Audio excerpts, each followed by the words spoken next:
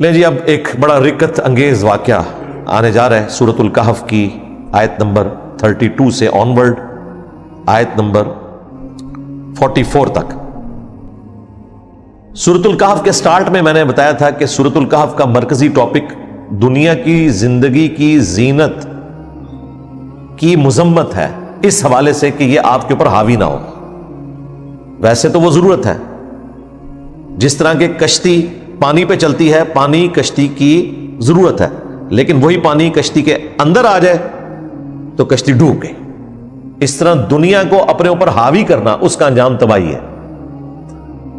اور دنیا میں اگر اللہ تعالیٰ نے کسی کو غریب رکھا ہے تو اس کی آزمائش کے لیے رکھا ہے، اور اگر کسی کو بہت زیادہ دولت دی ہے تو اس کی بھی آزمائش ہے کہ وہ غریبوں پر خرچ کرتا ہے کہ نہیں کرتا۔ اس کانٹیکسٹ میں ایک بڑا رکت انگیز واقعہ، اور یہ ایک سچا واقعہ ہے، اگلی امتوں میں سے اللہ تعالیٰ نے عبرت کے لیے بیان کیا ہے۔ وَاضْرِبْ لَهُمْ مَثَلَ الرَّجُلَيْنِ، اور ان کے سامنے دو مردوں کا حال بیان کرو۔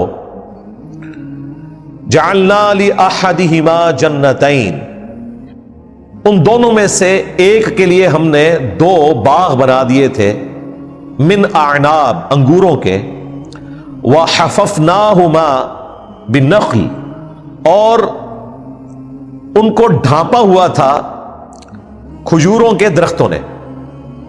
کیونکہ آپ کو پتا ہے یہ جو انگوروں کی بیل ہوتی ہے نا، یہ بڑی نرم و نازک ہوتی ہے، اگر تیز آندھی چلے گی تو وہ تباہ ہو جائے گی۔ اس کی حفاظت کے لیے اس کا جو باغ تھا اس کے ارد گرد کھجوروں کے درخت تھے، تاکہ تیز ہوا بھی چلے تو حفاظت ہو اور کھجوروں سے نفع بھی حاصل کرے۔ اس وقت لوگوں کی ٹوٹل کائنات یہی ہوتی تھی۔ ہم جس ایرا میں پیدا ہوئے ہیں نا، ہماری بیسک نیڈز جو ہیں وہ ذرا ڈیفرنٹ نظر آ رہی ہیں۔ دو وقت کی روٹی تو آلموسٹ اس وقت ایشو نہیں ہے، سوائے ان لوگوں کے کہ جو بہت زیادہ غریب ہیں۔ مسئلہ اس وقت بجلی کا بل دینا ہے، مسئلہ انٹرنیٹ کے کنیکشن کا بل دینا ہے، گیس کا بل دینا ہے، اپنے سٹیٹس کو اپ لفٹ رکھنا ہے، اچھی سواری، یہ سارے معاملات پہلے نہیں تھے۔ پہلے یہ تھا کہ جتنی آپ کے پاس زمین ہے اس پہ آپ اگائیں اور اس میں سے گندم حاصل کریں اور دو وقت کی اپنی روٹی پوری کریں، کنویں سے پانی بھر لیں اور اپنا ٹائم پاس کریں۔ اور سواری بھی جانوروں کی شکل میں موجود ہے، بھیڑ بکریوں کی شکل میں آپ ان کی خدمت کریں، ان سے دودھ حاصل کر لیں۔ اونٹ رکھا ہوتا تھا، گدھا رکھا ہوا ہوتا تھا سواری کے لیے، گھوڑا رکھا ہوتا تھا، اس کی بھی خدمت کرنی پڑتی تھی، اس کی خوراک بھی اسی زمین سے آتی تھی۔ یہ ٹوٹل کائنات تھی۔ اس لیے شاید آج یہ والی مثال سمجھنا تھوڑا مشکل ہو، اگر آپ پیچھے چلے جائیں تو یہی کچھ تھا۔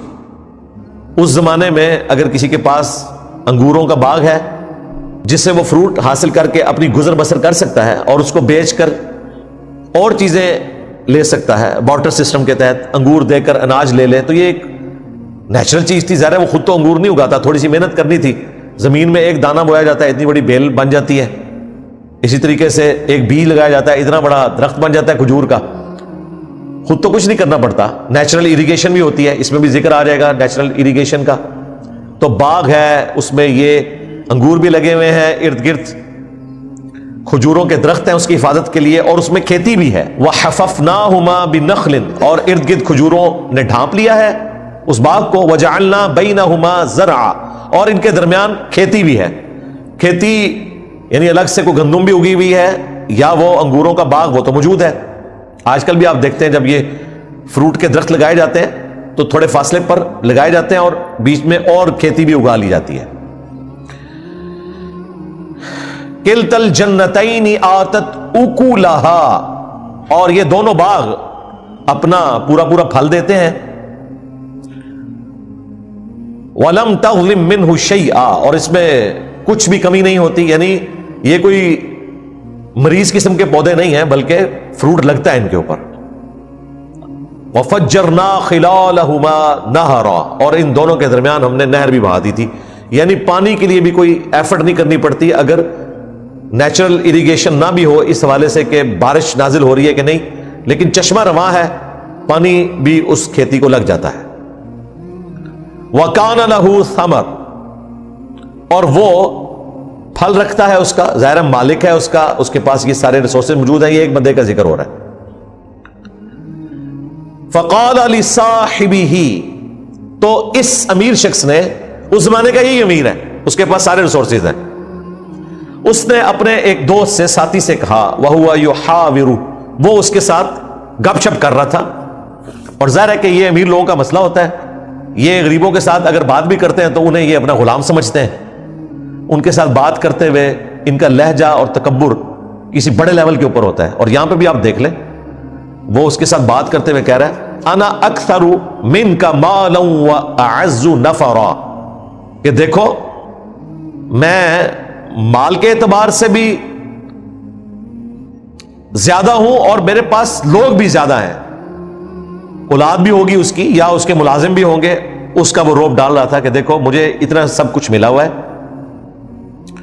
وَدَخَلَ جَنَّتَهُ، اور وہ اپنے باغ میں داخل ہوا اس حال میں کہ وَهُوَ ظَالِمٌ لِنَفْسِهِ، کہ وہ اپنی جان پر ظلم کر رہا تھا. یعنی تکبر کے جملے بولنا ہی اپنی جان پہ ظلم کرنا ہے، اللہ تعالیٰ کا کوئی نہیں کچھ بگاڑ سکتا. قَالَ، تو اس نے کہا، مَا أَظُنُّ أَن تَبِيدَ هَذِهِ أَبَدًا، مجھے تو نہیں لگتا کہ کبھی یہ نعمتیں ختم ہو سکتی ہیں. یہ اتنی بہترین سسٹم ہے، میں نے اتنی اس کی مینجمنٹ کی ہوئی ہے، جس قسم کا میں نے یہ باغ اسٹیبلش کیا ہے، مجھے نہیں لگتا کہ یہ کبھی ختم ہو سکتا ہے. درخت بھی ہیں، پوری حفاظت ہے، بیل ہے، سارے معاملات بڑے اچھے طریقے سے چل رہے ہیں، اور نیچرل اریگیشن ہے، یہ پانی بھی ختم نہیں ہو سکتا. مجھے تو نہیں لگتا کہ یہ کبھی ختم ہو سکتا ہے.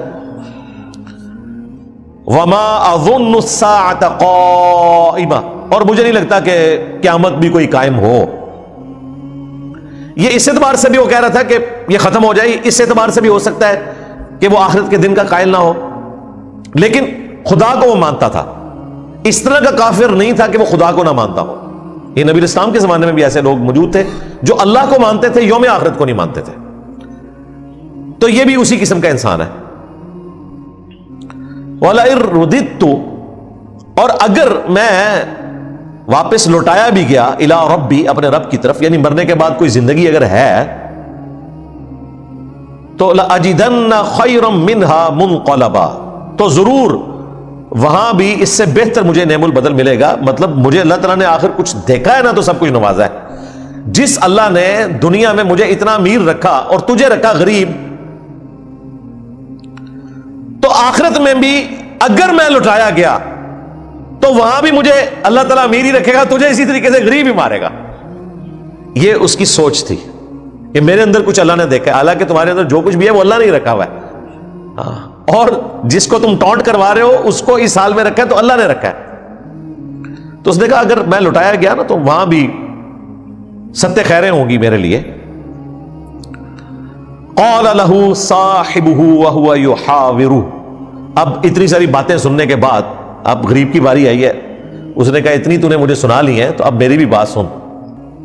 اس نے پھر اپنے اس ساتھی کو نصیحت کرتے ہوئے کہا، اکفرت بالذی خلقک من تراب، کیا تو اس رب کا کفر کرتا ہے جس نے تجھے مٹی سے بنایا؟ رب کا کفر تو کوئی نہیں کیا اس نے بظاہر، اس نے یہ تو نہیں کہا میں رب کو نہیں مانتا، لیکن آخرت کے دن کو نہ ماننا یہ رب کا ہی کفر ہے. اللہ کی نعمتوں کا شکر ادا نہ کرنا، الٹا اس کی بنیاد کے اوپر کسی غریب کو ٹونٹ کرنا، یہ بھی کفران نعمت ہے. اس اللہ کا کفر کر رہا ہے تو جس نے تجھے مٹی سے پیدا کیا، ثم من نطفہ، اور پھر نطفہ سے، ثم سواک رجلا، اور اس کے بعد تجھے ٹھیک مرد بنا دیا. انسان کی پیدائش کا ذریعہ جو نطفہ ہے، جو منی کا قطرہ ہے، اس کی خوراک بھی تو اسی زمین سے آتی ہے نا. تو گویا کہ جس طرح ایک بیج زمین میں بویا جائے، ایک درخت نکلتا ہے، کھیتی اگتی ہے، انسان بھی اسی زمین سے اگایا گیا. لیکن هو اللہ ربی، لیکن میں تو یہی کہتا ہوں کہ وہ اللہ ہے میرا رب. ولا اشرک بربی احدا، اور میں اپنے رب کے ساتھ کسی کو شریک نہیں ٹھہراتا. پھر اس نے مزید نصیحت کی اسی امیر آدمی کو، ولولا اذ دخلت جنتک، تو ایسا کیوں نہیں ہوا کہ جب تو اپنے باغ میں داخل ہوا، قلت ما شاء اللہ، تو کہتا کہ جو اللہ نے چاہا وہ ہوا، بجائے اس کے کہ میں یہ اور میں یہ. تجھے تو کہنا چاہیے تھا کہ یہ اللہ نے جو چاہا مجھے عطا کیا. لا قوت الا باللہ, کچھ زور نہیں کسی کا سوائے اس اللہ کے. جو میں نے آپ کو سٹارٹ میں کہا تھا کہ اس سورت کے اندر الحمدللہ, ما شاء اللہ, ان شاء اللہ اور لا قوت الا باللہ, یہ 4 کلمات جو ہم مسلمانوں کی ٹریڈیشن میں بولتے ہیں وہ ایک ایک کر کے آئیں گے. یہ دیکھ لیں, یہ 2 الفاظ تو یہاں پہ آگے, ما شاء اللہ لا قوت الا باللہ. حدیث میں لا حول ولا قوت الا باللہ آیا کہ نہیں ہے ہمت نیکی کرنے کی اور نہ قوت ہے گناہوں سے بچنے کی مگر اس کی توفیق سے. یہاں پر آیا لا قوت الا باللہ. لا حول ہو یا لا قوت ایک ہی معنوں میں, جس طرح اردو میں بھی ہم خوش و خرم استعمال کرتے ہیں, ایک جوڑا ہے. خرم بھی خوشی کے ایک منٹ استعمال ہوتا ہے اور خوشی کا لفظ بھی استعمال ہوتا ہے. اس طرح کئی ایک الفاظ, حسین و جمیل, جمیل بھی آپ خوبصورتی کو کہتے ہیں, حسین بھی کہتے ہیں, تو یہ ایک جوڑے کے طور پر ہے. تیرا کام تھا کہ تو جب اس باغ میں داخل ہوا تجھے تو کہنا چاہیے تھا ما شاء اللہ لا قوت الا باللہ. یہ اپنی عادت بنائے کہ آپ بھی جب اللہ کی نعمتوں کو دیکھیں ما شاء اللہ پڑھیں. الحمدللہ میری تو سال ہر سال سے یہ روٹین ہے. گھر میں بھی داخل ہوں, بچوں کو دیکھوں, ماں باپ کو دیکھوں, بیوی کو دیکھوں, میں تو گھر انٹر ہوتے ہی پڑھتا ہوں لا حول ولا قوت الا باللہ ما شاء اللہ.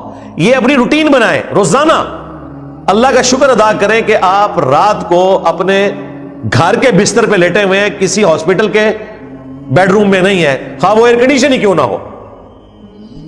مجھے تو بعض اوقات اپنی بیوی کی وجہ سے ہاسپٹل میں کچھ دن گزارنے پڑے, اپنے والد صاحب کی وجہ سے بھی ایک دفعہ ایک رات گزارنی پڑی. تو وہ ایک رات جو ہے وہ کئی سالوں کے اوپر بھاری ہوتی ہے, ٹینشن الگ سے, پریشانی الگ سے, اور نیند بھی نہیں آتی. تو انسان رات کو اگر اپنے بستر پہ سو رہا ہے نا, یہ بھی اللہ تعالیٰ کی بہت بڑی نعمت ہے. اور یہ میں کوئی ایک ہلکی نعمت کے طور پہ بات نہیں کر رہا کہ یہ بھی نعمت ہے, بہت بڑی نعمت ہے. تو گھر میں انٹر ہو ما شاء اللہ پڑھے, جو اللہ نے چاہا, لا قوت الا باللہ, کوئی زور نہیں ہمارا سوائے اس اللہ کے, یہ سب کچھ اس نے دیا ہوا ہے. تو وہ کہنے لگا کہ تو نے بھی اپنے باغ میں داخل ہو کے یہ پڑھنا تھا نا, ان ترانی انا اقل منک مالا وولدا. اور یہ جو تو نے مجھے اس بات کا تانا دیا نا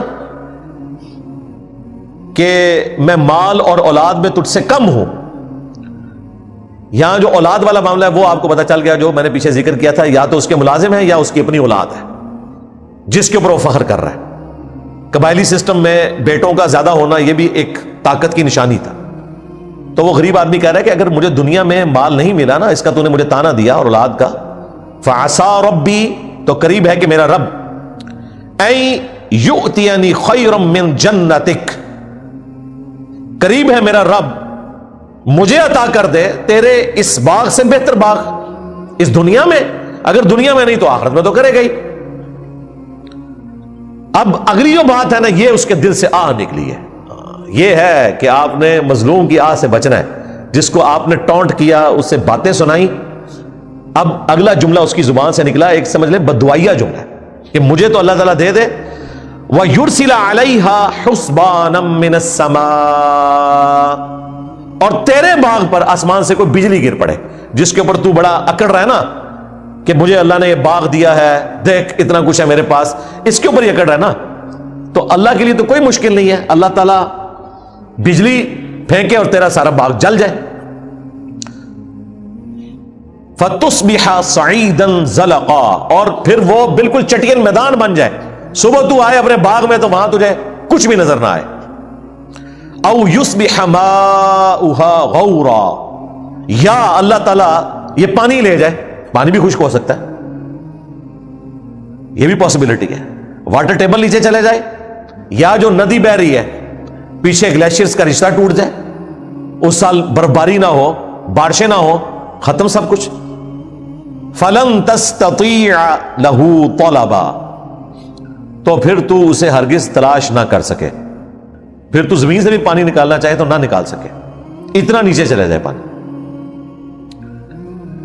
اب یہ تو اس نے بات کی, اللہ نے سن لی, پتہ نہیں کس درد دل سے اس نے بات رکھی تھی, وہ قبول ہوگی. وَأُحِيطَ بِثَمَرِهِ, تو اس کے پھل گھیر لیے گئے اللہ تعالیٰ کی طرف سے. فَأَصْبَحَ يُقَلِّبُ كَفَّيْهِ عَلَى مَا أَنفَقَ فِيهَا, تو صبح کے وقت وہ پھر ہاتھ ملتا رہ گیا کہ جو اس نے لاگت اس کے اوپر کی تھی وہ سب کی سب جاتی رہی. وَهِيَ خَاوِيَةٌ عَلَى عُرُوشِهَا, اور پھر وہ سارے کا سارا باغ جو ہے وہ تلپٹ ہو گیا, الٹا گیا. وَيَقُولُ, پھر اس نے کہا, یا لیتنی, ہائے افسوس, لم اشرک بربی احدا, کاش میں نے اپنے رب کے ساتھ کسی کو شریک نہ ٹھہرایا ہوتا. حالانکہ اس نے کوئی وہ والا شرک نہیں کیا, بتوں کا تو ذکر ہی نہیں ہے, بت پرستی کا تو ذکر ہی نہیں, دنیا پرستی کا ذکر ہے. جو میں نے کہا تھا نا اس کا مرضی ٹاپک ہے دنیا کی محبت, یہ بھی ایک شرک ہے. میں نے اپنے رب کے ساتھ شریک نہ ٹھہرایا ہوتا. وَلَمْ تَكُنْ لَهُ فِئَةٌ يَنْصُرُونَهُ مِنْ دُونِ اللَّهِ, اور اس کے پاس کوئی ایسی جماعت بھی نہیں تھی کہ جو اللہ کے مقابلے پر اس کی کوئی مدد کر سکتی. وَمَا كَانَ مُنْتَصِرًا, اور نہ وہ خود اس قابل تھا کہ وہ بدلہ لے سکتا. اللہ سے کون بدلہ لے سکتا ہے؟ اب اللہ تعالیٰ نے اس سے جو مورل لیسن حاصل ہوا ہے نا اس کا ذکر کیا.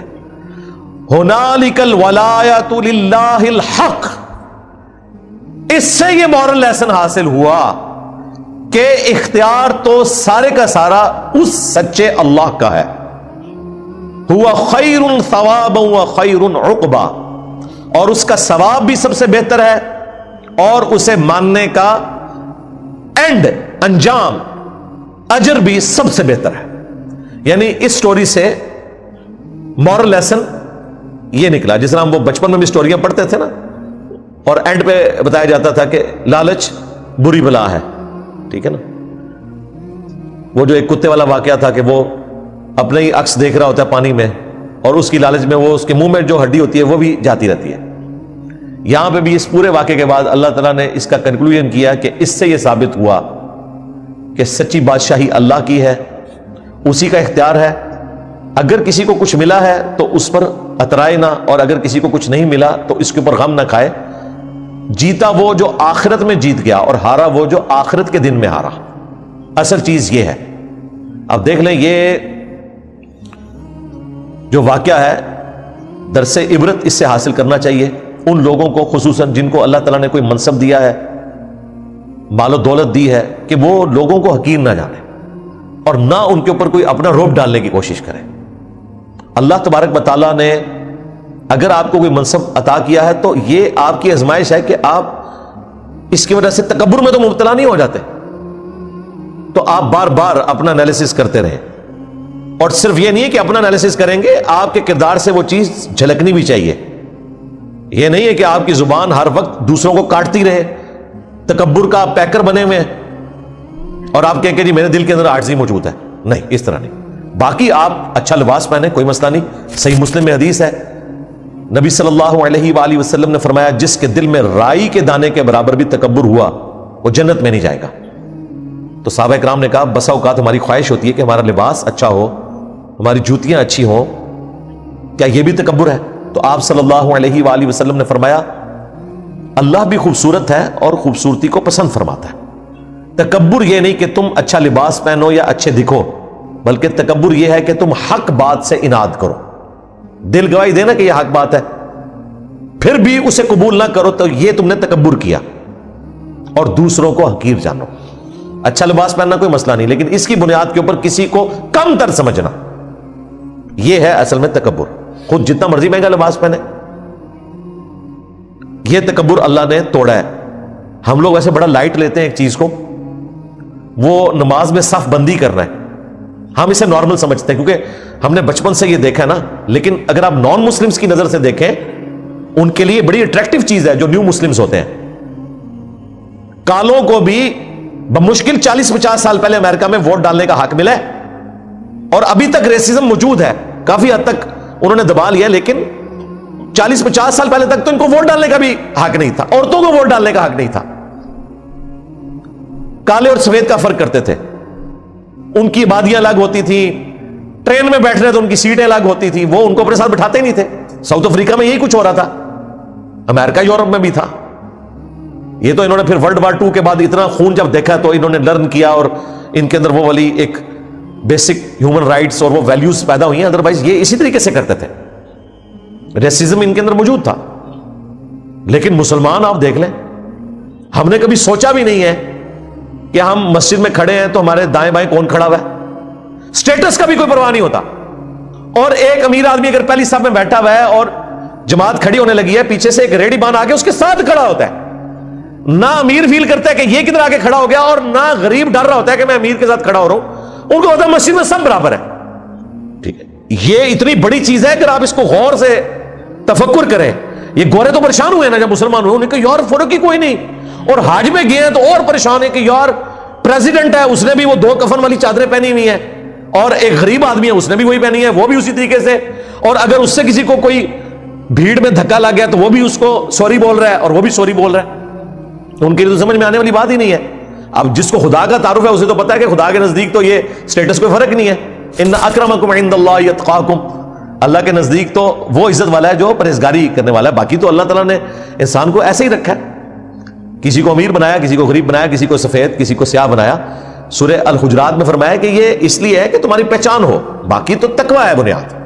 और मुस्नद अहमद में जो हजरतुल वदा का खुतबा है कि तुम आदम की औलाद हो, आदम मिट्टी से बनाए गए थे, तुम भी मिट्टी से बनाए गए हो। किसी गोरे को काले पर, किसी काले को गोरे पर कोई फौकियत नहीं मगर तकवे की बुनियाद के ऊपर। तो ये आर्जी वाला मामला अल्हम्दुलिल्लाह हमारे डीएनए में शामिल है। इस हवाले से अल्हम्दुलिल्लाह अल्लाह ताला हमें आजिज़ी नसीब फरमाए।